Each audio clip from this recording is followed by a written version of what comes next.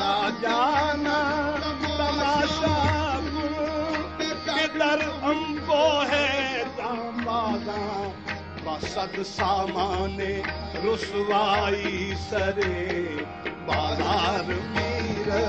مسائل بھی بتا دیے، ان کا حل بھی بتا دیا کہ یا اللہ اب تو ہی جو ہے کچھ کر، ہمارے بس کی بات.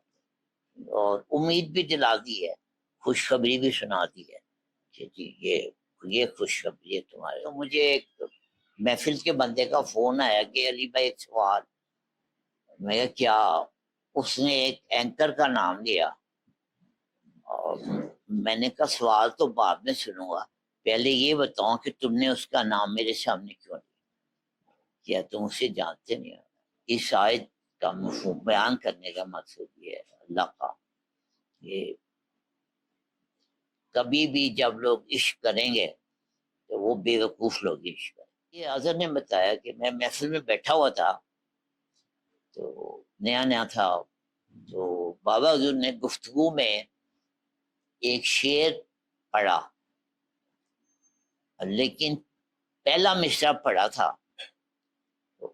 کہتے ہیں وہ مجھے بھی آتا تھا، تو ابھی آپ نے پہلا مصرع پڑھا تھا تو میں نے دوسرا مصرع پڑھ دیا.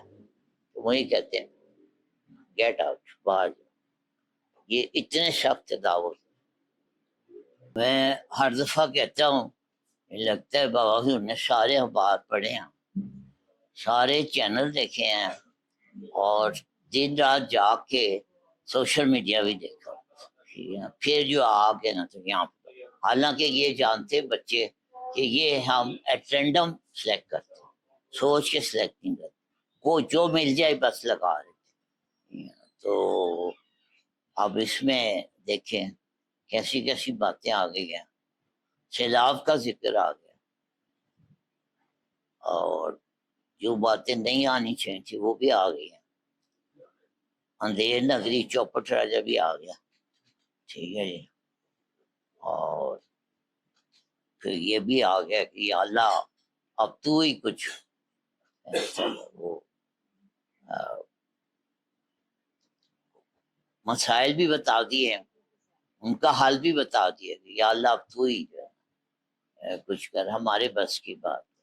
اور امید بھی دلا دی ہے، خوشخبری بھی سنا دی ہے کہ جی یہ خوشخبری ہے تمہارے لیے. ٹھیک ہے نا. تو وہ جو بابا تھا جس نے بند توڑا تھا وہ بھی ایک بابا تھا، اللہ نے اس کی بات مان لی.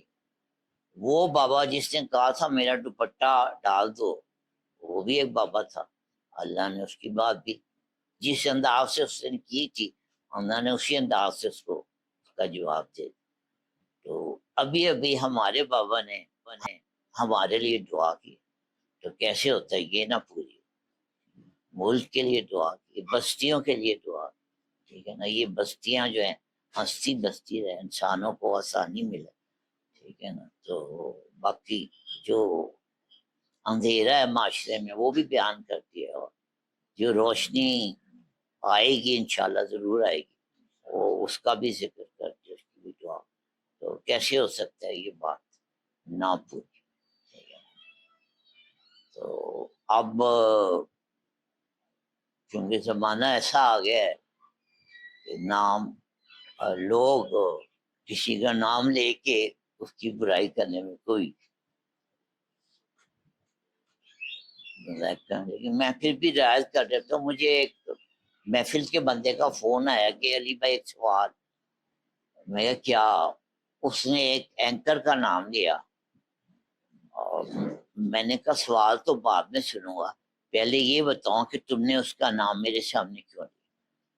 کیا تم اسے جانتے نہیں ہو؟ پھر میں کہا اچھا اب بتاؤ سوال کیا؟ جی اس نے کہا ہے کہ اب جو حالات ہیں پاکستان کا وجود میں رہنا ناممکن ہو چکا. میں نے کہا یار میں نے تمہیں پہلے بتا دیا کہ ایسے اس بندے نے پھر یہی بات کی. ٹھیک ہے چلے میں اس سے رعایت کر دیتا ہوں، اس کا نام نہیں لیتا، لیکن وہ بڑا مشہور پاکستان ہے اور اس نے یہ چینل پہ آپ یہ بات کی. تو یہ ہم سمجھتے ہیں کہ پاکستان کی شان گستاخی بھی جو ہے وہ ہماری دین کی شان میں گزرا، ٹھیک ہے، ہمیں یہ بھی نہیں برداشت، ٹھیک ہے۔ تو اس کا نام سنتے ہی میں نے کہہ دیا یار، اور میں تو اس کو اچھی طرح جانتا ہوں کیا چیز ہے اور کس۔ ٹھیک ہے جناب، اب آغاز کرتے ہیں۔ تو اس گفتگو سے متعلق پہلے بات کر لیں، پھر آگے چلتے ہیں۔ پھر میں کہا اچھا بتاؤ سوال کیا ہے؟ جی اس نے کہا ہے کہ اب جو حالات ہیں پاکستان کا وجود میں رہنا ناممکن ہو چکا۔ میں نے کہا یار میں نے تمہیں پہلے بتا دیا کہ ایسے اس بندے نے پھر یہی بات کری، ٹھیک ہے، چلے میں اس سے رعایت کر دیتا ہوں، اس کا نام نہیں لیتا، لیکن وہ بڑا مشہور پاکستان ہے اور اس نے یہ چینل پہ آپ یہ بات کی، تو یہ ہم سمجھتے ہیں کہ پاکستان کی شان میں گستاخی بھی جو ہے وہ ہماری دین کی شان میں گزرا، ٹھیک ہے، ہمیں یہ بھی نہیں برداشت، ٹھیک ہے۔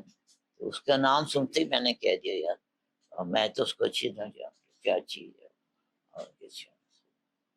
ٹھیک ہے جناب، اب آغاز کرتے ہیں۔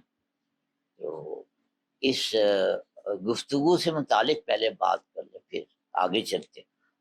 پھر میں کہا اچھا بتاؤ سوال کیا ہے؟ جی اس نے کہا ہے کہ اب جو حالات ہیں پاکستان کا وجود میں رہنا ناممکن ہو چکا۔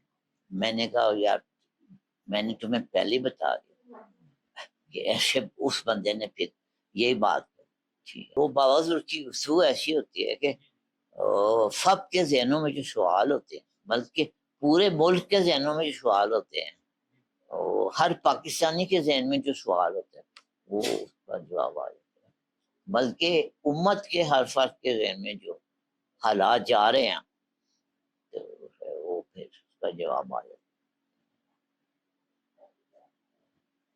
اچھا، امت کے حالات سے مجھے یاد آیا، میں نے کبھی اس محفل میں وہ آداب نافذ کرنے کی کوشش نہیں کی جو میرے مرشد کی محفل میں ہوتے تھے۔ وہ آداب چونکہ ہو سکتا ہے کہ یہاں پہ نہ کچھ لوگوں کو برداشت نہ ہو سکے، اور نہ یہ کہ میری کچھ مجال نہیں ہے کہ میں ویسا ڈسپلن جو ہے وہ کہوں لوگوں سے کہ یہ آپ بھی اس طرح کریں، لیکن میں اس کو محفوظ کرنے کے لیے، کیونکہ اس محفل کا ایک مقصد ہے میرے مرشد کی یادیں جو ہے وہ محفوظ ہو جائیں، آئندہ پہنچ جائیں، تو جو میرے چند سننے والے ہیں دیوانے ہیں یا بیوقوف ہیں جو بھی ہے، تو اس سے پہلے بیوقوف کی بات سن لے پھر اصل بات۔ تو وہ منیب وہ کیا آئے تھے جب کافروں نے کہا کہ ہم ایمان لے آئے جیسے یہ بیوقوف لائے ہیں، ترجمہ ہے ہم بھی ایسے ہی مان لیں جیسے یہ لوگ لے آئے، نہیں بیوقوف کا ہے۔ کافر یہ کہتے تھے کہ ہم کیا ایسے ہی مان لے آئے جیسے یہ بیوقوف لوگ۔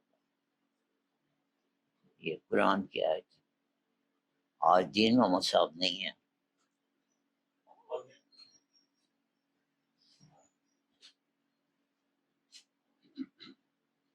تو اس آیت کو بیان کرنے سے اللہ کا کیا مقصد؟ تو یہ تو اللہ کی شان کے خلاف بات ہو رہی تھی۔ اللہ بیٹھ جاؤ، تو یہ اللہ کی شان کے خلاف بات ہو رہی تھی۔ وہ اللہ تو ایک دین پھیلانا چاہ رہا ہے، اور لوگ کہہ رہے ہیں کہ یہ بیوقوف لوگ جو نش میں داخل ہو رہے ہیں، تو اللہ کو تو چاہیے تھا کہ اس بات کو چھپا لیتا، ٹھیک ہے، لیکن لیکن اللہ نے بیان کر دیا۔ تو اس کا مطلب یہ ہے اللہ کے بیان کرنے میں وہ جو ایمان لائے تھے وہ کون تھے؟ صحابہ کرام تھے۔ اور صحابہ کرام کون تھے؟ ان کی پہلی اور آخری خوبی کیا تھی؟ عشق مصطفیٰ صلی اللہ علیہ وسلم۔ اس آیت کا مفہوم بیان کرنے کا مقصد یہ ہے اللہ کا، یہ کبھی بھی جب لوگ عشق کریں گے تو وہ بیوقوف لوگ عشق کریں،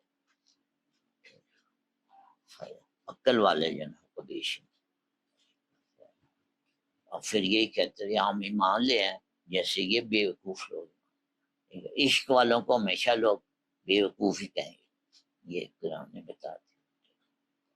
اچھا وہ بات کر رہا تھا میں اپنے مرشد کی محفل کی ڈسپلن کی، تو ڈاکٹر اظہر وحید میرے سینئر پیر بھائی ہیں، وہ 94 میں حاضر ہوئے، میں 97 میں گیا، وہ مجھ سے سینئر ہے، اور بائی دا وے اس محفل میں سے کوئی ان کے پاس ان کی بھی محفل ہوتی ہے، کوئی جانا چاہے تو اس کو میری طرف سے نا مکمل اسے اجازت ہے، وہ مجھ سے زیادہ علم رکھتے ہیں، مجھ سے زیادہ وہ جو ہے وہ پرانے ہیں بابا، ٹھیک ہے نا۔ تو یہ اظہر نے بتایا کہ میں محفل میں بیٹھا ہوا تھا، تو نیا نیا تھا، تو بابا حضور نے گفتگو میں ایک شعر پڑھا، لیکن پہلا مصرع پڑھا تھا، کہتے ہیں وہ مجھے بھی آتا تھا، تو ابھی آپ نے پہلا مصرع پڑھا تھا تو میں نے دوسرا مصرع پڑھ دیا، تو وہی کہتے ہیں گیٹ آؤٹ، باہر جاؤ۔ یہ اتنے سخت دعوت، اور یہ کیوں ہوتے تھے یہ بھی میں آپ کو بتا دوں۔ اور مرشد کا یہ کام ہوتا ہے کہ اپنے مرید کو، کامل مرشد وہ ہوتا ہے اور اس کا ایک ہی کام ہوتا ہے کہ وہ اپنے مرید کو سرکار دو عالم صلی اللہ علیہ وسلم، ہمارے ماں باپ ان کی محفل میں پہنچا دے۔ مرشد کا، کامل مرشد کا یہ کام ہے۔ تو مرشد جو ہوتا ہے وہ اتنا اسٹرکٹ کیوں ہوتا ہے؟ اس لیے ہوتا ہے کہ اسے پتہ ہوتا ہے کہ کل کو جب یہ اف محفل میں جائے اس کو آداب کا علم، اس لیے وہ مریدوں کے ساتھ اس قدر سختی جو ہے اس لیے کر کہ یہ نہ ہو کہ وہاں جا کے کوئی بات سرکار دو عالم کی بات کر رہے ہیں اور بیچ میں کوئی بندہ بول دے۔ واسف صاحب کو تو کچھ نہیں ہوتا، لیکن وہ بندے کی ٹریننگ جو ہے وہ غلط ہو جائے، ٹھیک ہے، تو یہ ٹریننگ کے لیے ہوتا تھا سب سے۔ تو میں نے تو ظاہر ہے پھر یہ محفل تو نہ میں کچھ ہوں نہ یہ محفل کچھ ہے، تو ان کے نام کی محفل ہے، بلکہ برائے نام محفل ہے، ٹھیک ہے نا، یہاں تک کیسے کوئی کہنا چاہے تو نقلی محفل بھی کہہ رہے، ٹھیک ہے، چلو کوئی بات۔ تو جو اصلی نوٹ ہوتا ہے اسی کی نقل بنائی جاتی ہے، اصلی نوٹ کی نقل بنائی جاتی ہے۔ جو نوٹ اصلی ہوئے گا نہیں اس کی نقل کون بنائے گا؟ جی